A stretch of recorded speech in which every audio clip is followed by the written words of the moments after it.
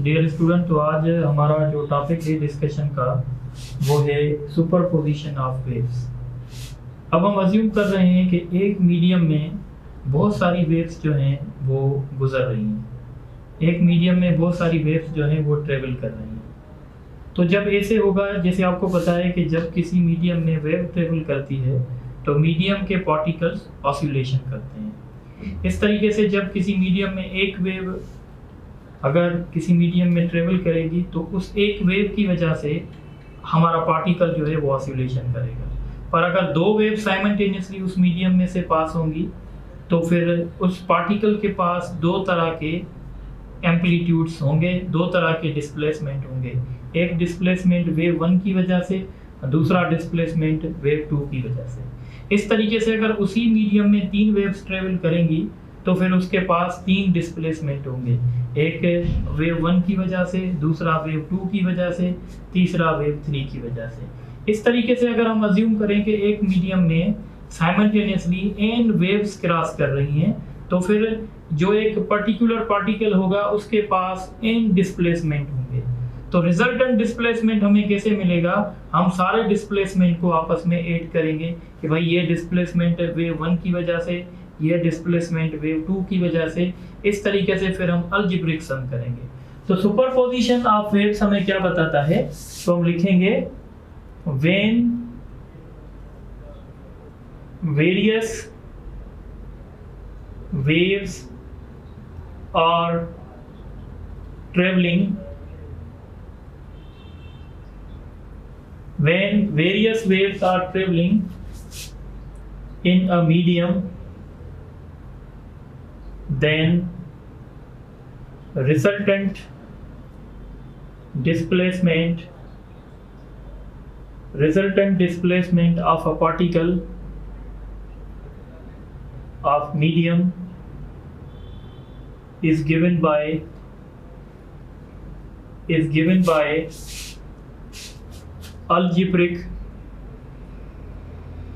algebraic sum of individual displacement। ठीक है, when various waves are traveling in a medium, then resultant displacement of a particle of a medium is given by algebraic sum of individual displacement। तो इस तरीके से अगर आप assume करें ये एक मीडियम है और इस मीडियम का ये एक पार्टिकल है।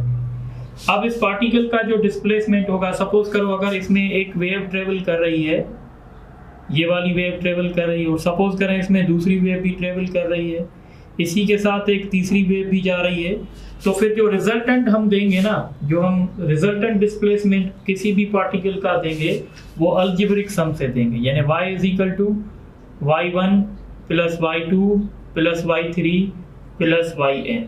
और इसका मतलब है y1 का मतलब है displacement due to wave number 1, displacement of particle due to wave number 2। इस तरीके से हम देंगे और इस स्टडी को हम कहते हैं सुपरपोजिशन ऑफ वेव्स या लॉ ऑफ सुपरपोजिशन। यानी लॉ ऑफ सुपरपोजिशन ये है कि अगर किसी मीडियम में, सपोज कर लेते हैं दो वेव्स अगर किसी मीडियम में ट्रेवल करेंगी तो जो रिजल्टेंट वेव बनेगी, यानी जो रिजल्टेंट हमारा पार्टिकल का डिस्प्लेसमेंट बनेगा, दोनों का अलजेब्रिक सम होगा। अच्छा, अगर हम दो वेव्स आपस में ट्रेवल कर रही हैं, सपोज करें फॉर 2 वेव्स, अगर दो वेव्स ट्रेवल करेंगी तो फिर हम देंगे y1 + y2। इस तरीके से हम देंगे। ठीक है, अब सुपरपोजिशन से हम बहुत सारी फेनोमिना को देख सकते हैं। सुपरपोजिशन की वजह से इंटरफेरेंस भी होती है, इंटरफेरेंस फेनोमेना भी हो सकता है। सबसे पहले हम देखेंगे इंटरफेरेंस। देखें, सुपरपोजिशन की वजह से इंटरफेरेंस भी हो सकती है। इंटरफेरेंस तब होती है, interference basically superposition of waves होती हैं, पर वो वेव्स जिनका एम्पलीट्यूड सेम हो, जिनकी फ्रीक्वेंसी सेम हो और जो सेम मीडियम में ट्रेवल कर रहे हों सेम डायरेक्शन में। अगर एसी वेव्स, दो ऐसी हमारे पास वेव्स हैं जो एक ही मीडियम में ट्रेवल कर रही हैं और उनकी फ्रीक्वेंसी भी सेम है, उनका एम्पलीट्यूड भी सेम है, तो हम कहेंगे वो आपस में इंटरफेरेंस करेंगे। ठीक है। सो इंटरफेरेंस कब होंगी? When two waves having same frequency travelling in same medium traveling in same medium in same direction, when two waves having same frequency traveling in same medium in same direction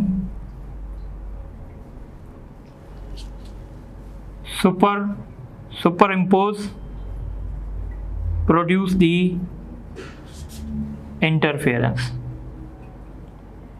यानी दो waves इस तरह की हों जो, अगर आप ये देखें, सपोज करें ये एक मीडियम है, इसमें एक वेव ऐसे जा रही है और इसी मीडियम में ये दूसरी वेव ऐसे जा रही है, तो ये दो वेव सेम डायरेक्शन में जा रही हैं, इनकी फ्रीक्वेंसी भी सेम है, इनका एम्पलीट्यूड भी सेम है, तो ये इंटरफेरेंस कर सकती हैं।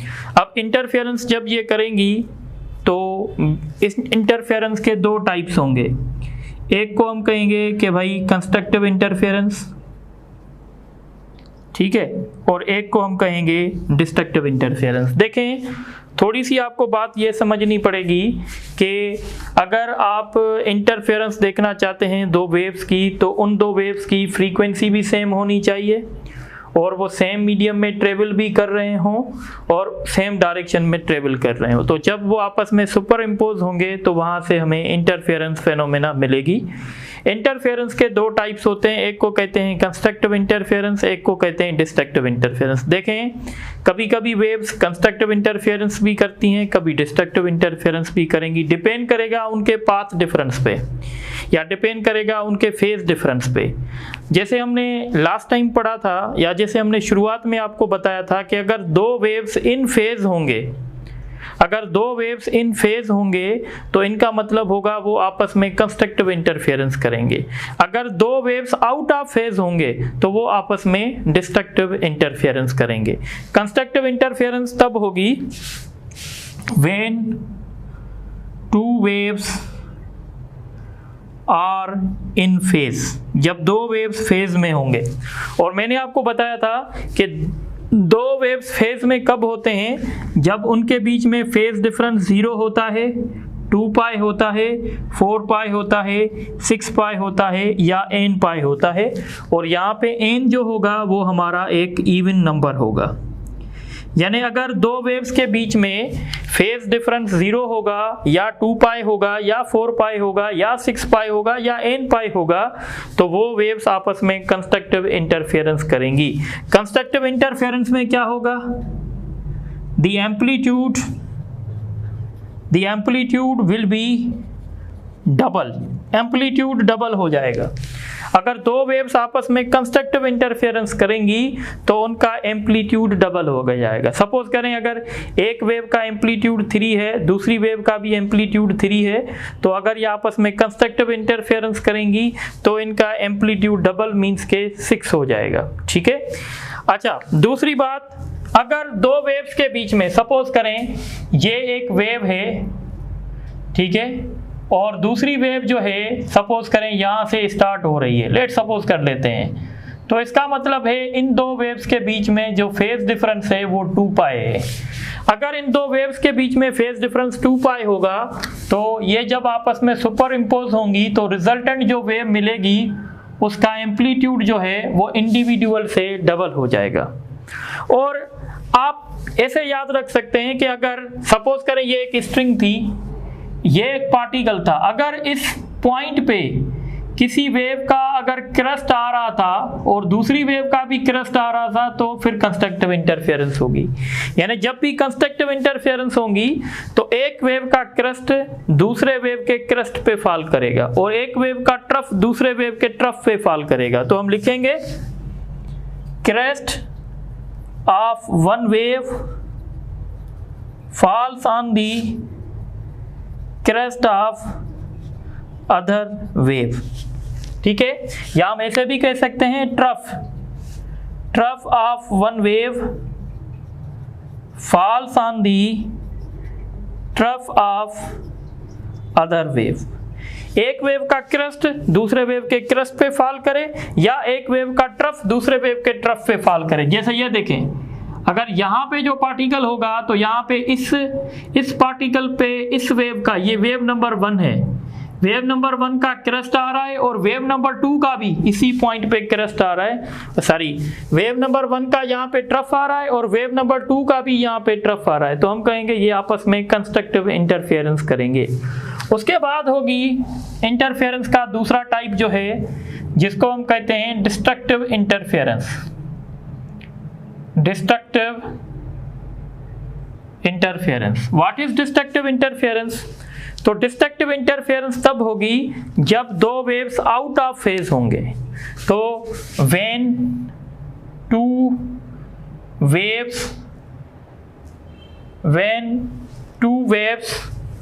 आर आउट ऑफ फेज, और आउट ऑफ फेज का मतलब है, जैसे मैंने बेसिक लेक्चर में बताया था कि हम आउट ऑफ फेज तब कहते हैं जब दो वेव्स के बीच में फेज डिफरेंस होगा, पाई होगा, 3 पाई होगा, 5 पाई होगा, 7 पाई या n पाई, और n यहाँ पे ऑड नंबर होगा। ठीक है, तो इस तरीके से ये दो वेव्स आपस में डिस्ट्रक्टिव, जब डिस्ट्रक्टिव इंटरफेरेंस करेंगी तो रिजल्टेंट जो डिस्प्लेसमेंट होगा या रिजल्टेंट जो एम्पलीट्यूड होगा, resultant amplitude will be 0। Resultant amplitude 0 हो जाएगा, यानी एक जो हमारा पार्टिकल होगा एक वेव की वजह से और जो दूसरी वेव की वजह से मूवमेंट होंगी, वो दोनों एक दूसरे को कैंसिल कर देंगी। बात मेरी समझ में आ रही है? अब होगा क्या, यहाँ देखें, ये एक स्ट्रिंग है, इस स्ट्रिंग में एक वेव ऐसे आ रही है और दूसरी वेव ऐसे आ रही है। ठीक है, तो अगर आप सपोज करें, अगर ये एक वेव है और दूसरी वेव आपकी ये बनी हुई है, अगर आप इन दो वेव्स को देखेंगे तो इस पॉइंट पे, इस पार्टिकल पे एक वेव का क्रेस्ट आ गया और दूसरी वेव का ट्रफ आ गया, तो इस वजह से क्रेस्ट ट्रफ को जो है वो बैलेंस कर देगा और हम कहेंगे कि हमारा रिजल्टेंट एम्पलीट्यूड जो है वो 0 हो जाएगा।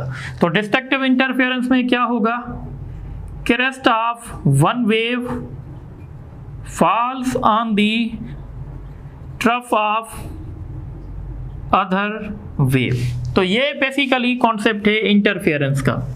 सो interference is simply the superposition of two waves having same frequency, same amplitude, traveling in same medium in same direction.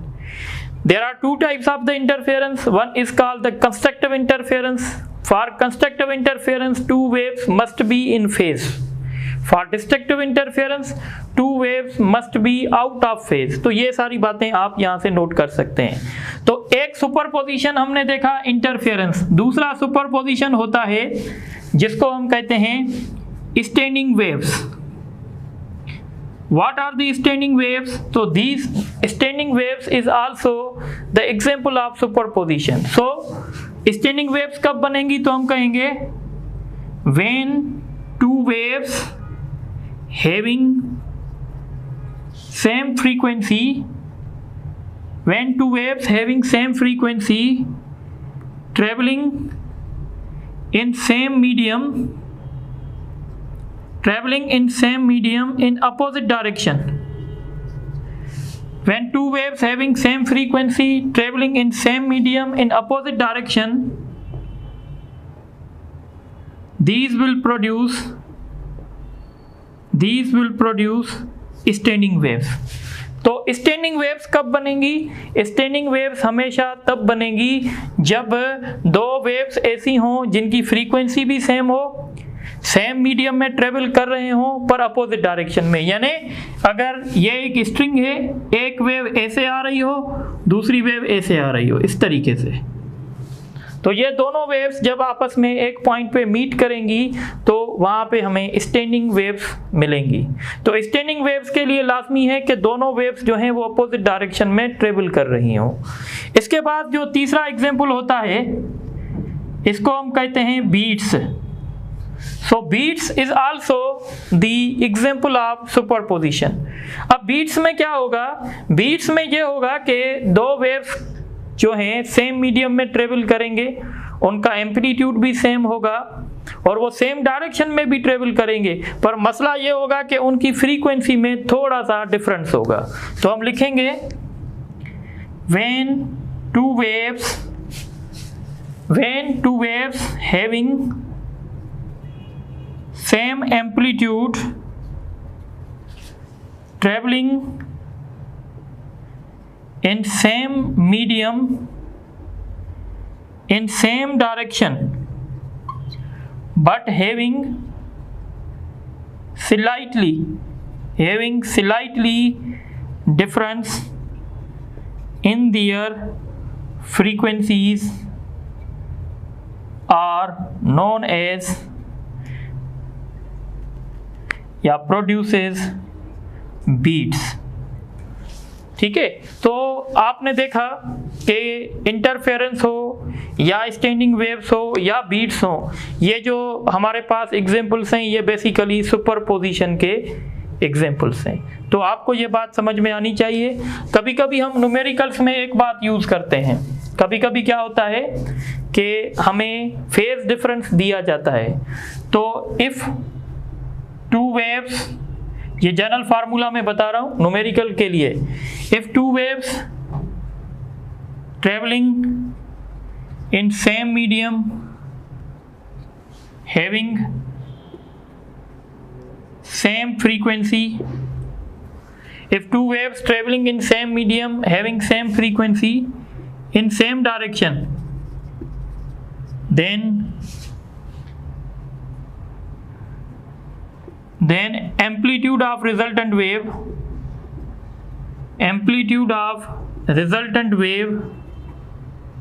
is given by, resultant wave का amplitude कैसे देंगे, तो फार्मूला याद रख लें, y1 square y2 square 2y1 y2 cos of phi क्या है, where phi is the phase difference, phi is the phase difference between two waves, दो वेव्स के बीच में फेज डिफरेंस है। ठीक है, तो इस पे भी हम कुछ न्यूमेरिकल्स करेंगे, पर पहले आप इसको नोट कर लें।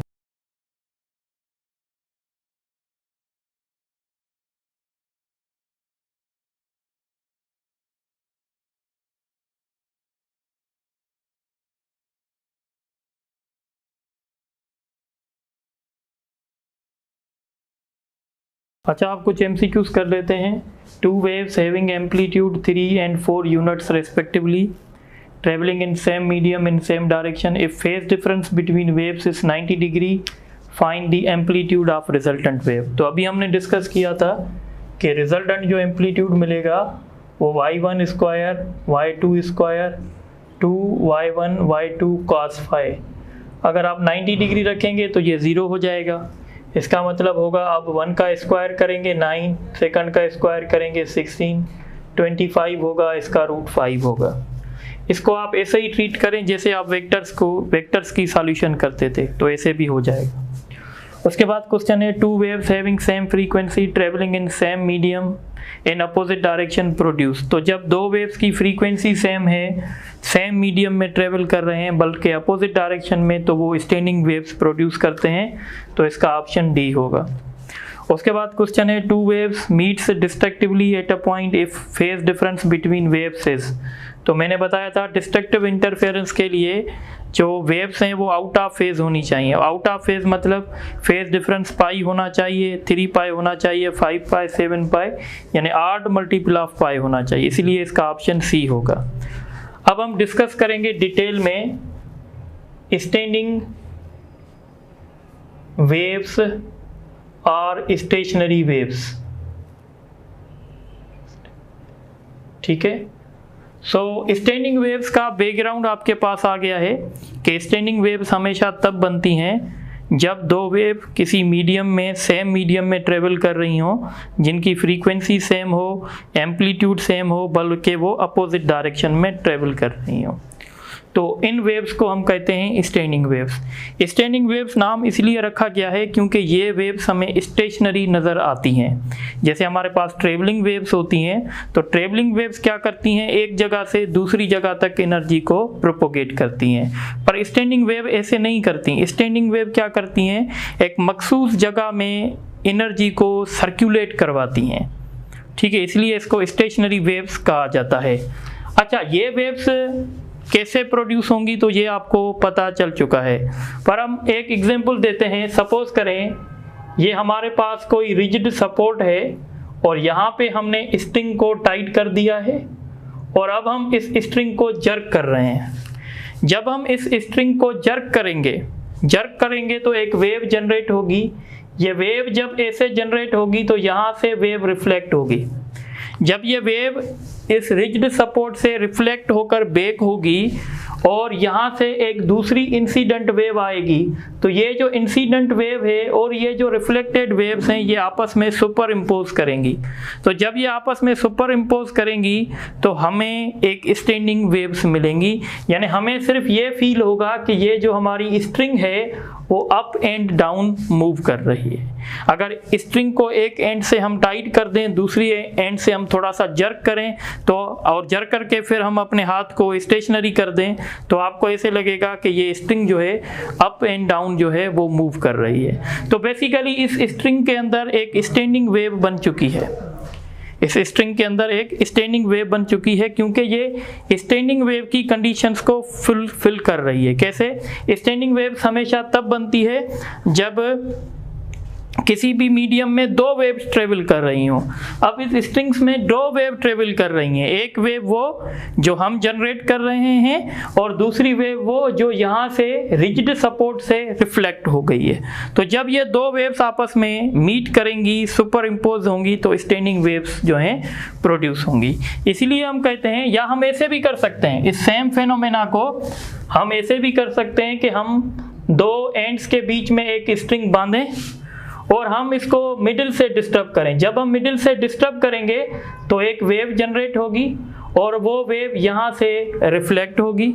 एक रिफ्लेक्टेड वेव होगी, एक इंसिडेंट वेव होगी, ये दोनों आपस में सुपर इम्पोज होंगी और स्टैंडिंग वेव्स बनाएंगी। और हमें यह नज़र आएगा कि हमारी स्ट्रिंग जो है वो ऐसे जो है, ठीक है, वाइब्रेशन कर रही है, अप एंड डाउन जो है वो मूव कर रही है। ठीक है, तो इस तरीके से जैसे मैंने आपको पहले भी बताया, वो दोबारा मैंने डेफिनेशन लिख ली है। When two traveling waves having same frequency, same amplitude, traveling in same medium in opposite direction produce the standing waves. तो स्टैंडिंग वेव हमेशा दो ट्रेवलिंग वेव से ही जो है वो बनती हैं।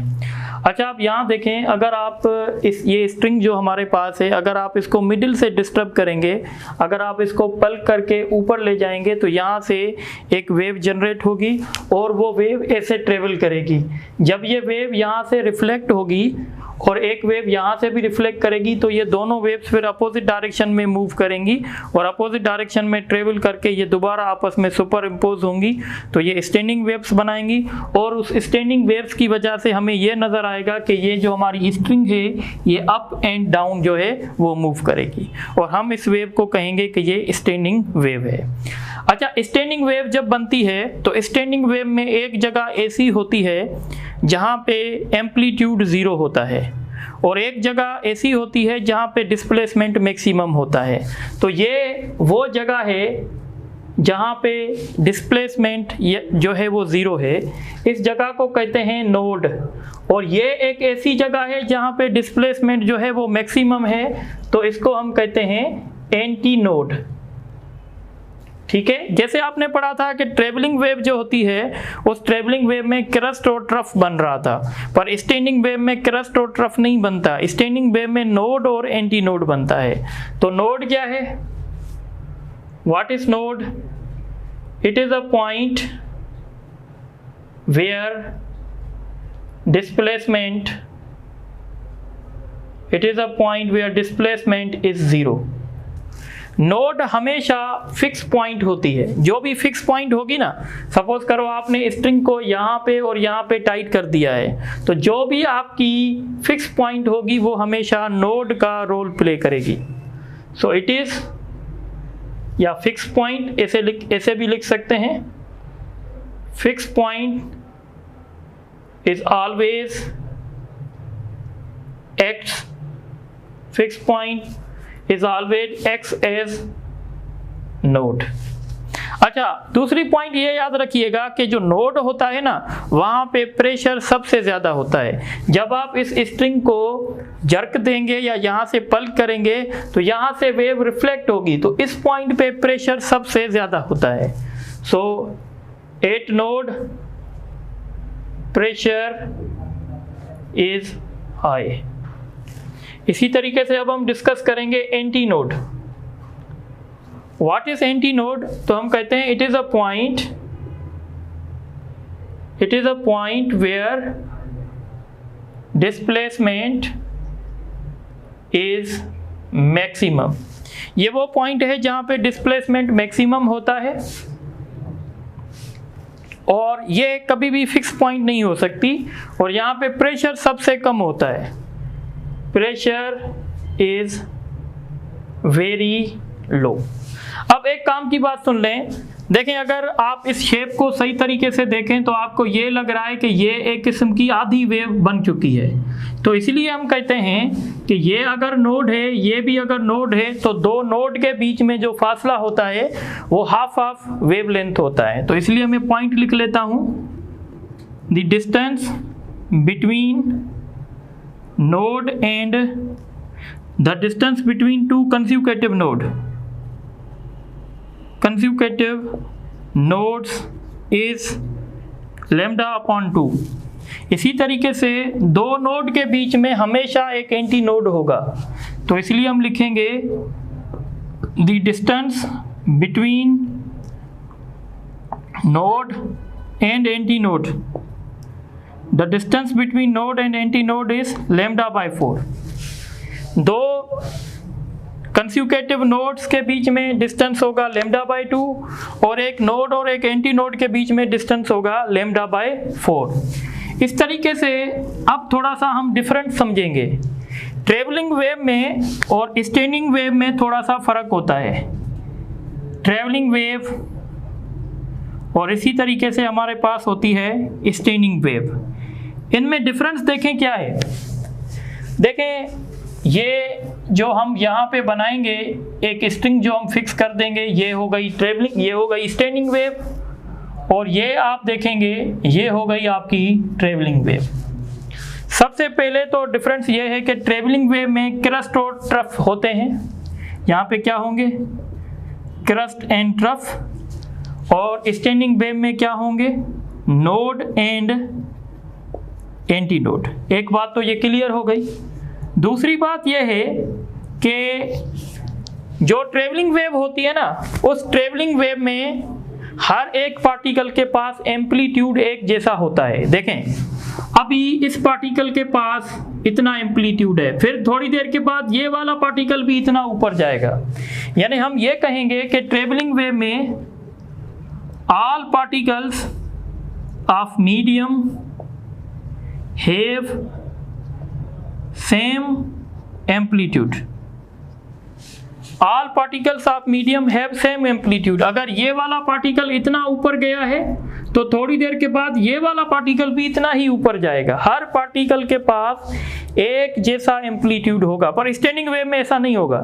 स्टैंडिंग वेव में ये होगा कि कुछ पार्टिकल के पास डिस्प्लेसमेंट यानी एम्पलीट्यूड ज्यादा होगा और कुछ पार्टिकल के पास एम्पलीट्यूड कम होगा। तो इसलिए मैं लिखूंगा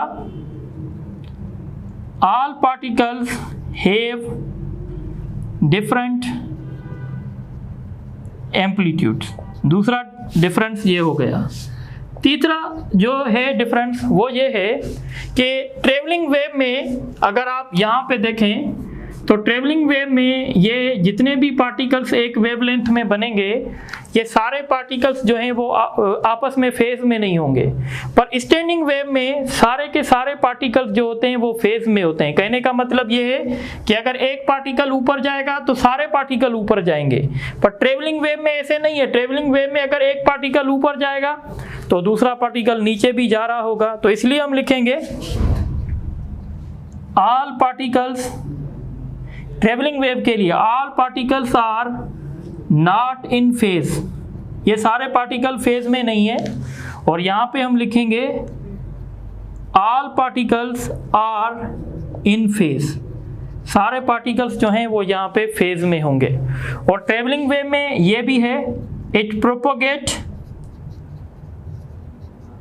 एनर्जी, ये एक जगह से दूसरी जगह तक एनर्जी प्रोपोगेट करती है और ये सर्कुलेट करवाती है, it circulate energy between 2 points. तो ये जो है वो डिफरेंस है स्टैंडिंग वेव में और ट्रेवलिंग वेव में। तो आप इसको नोट करें, फिर आगे डिस्कस करते हैं।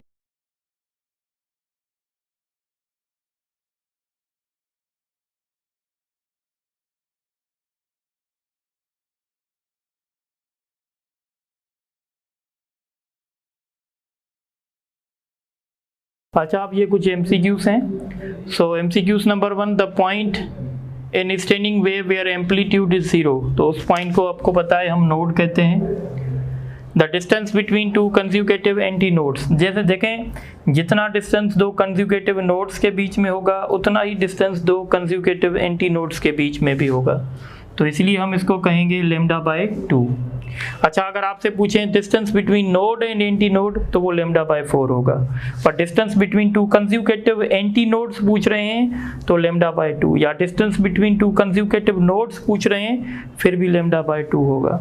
उसके बाद लास्ट क्वेश्चन आज के लेक्चर का, which of the following is correct for standing wave. Standing wave के लिए कौन सा स्टेटमेंट करेक्ट है? All particles are in phase, तो ये मैंने बताया था कि स्टैंडिंग वेव में सारे पार्टिकल फेज में होते हैं, क्योंकि स्ट्रिंग या तो ऊपर जा रही होती है या तो नीचे आ रही होती है। All particles have same amplitude, तो ये गलत है, हर एक पार्टिकल के पास सेम एम्पलीट्यूड नहीं होगा। All particles have different amplitude, तो ये सही है, ऑप्शन 1 और ऑप्शन 3 सही है, इसलिए सी ऑप्शन सही है। सो इंशाल्लाह नेक्स्ट लेक्चर में हम डिस्कस करेंगे कि हम कितने मोड्स की सिंपल स्टैंडिंग वेव्स बना सकते हैं, यानी हम नेक्स्ट क्लास में डिस्कस करेंगे हार्मोनिक्स। ठीक है, तो इसी तरीके से आज के लेक्चर में इतना ही है, फिर इंशाल्लाह कल कोई दूसरा लेक्चर डिस्कस करेंगे। Thank you very much.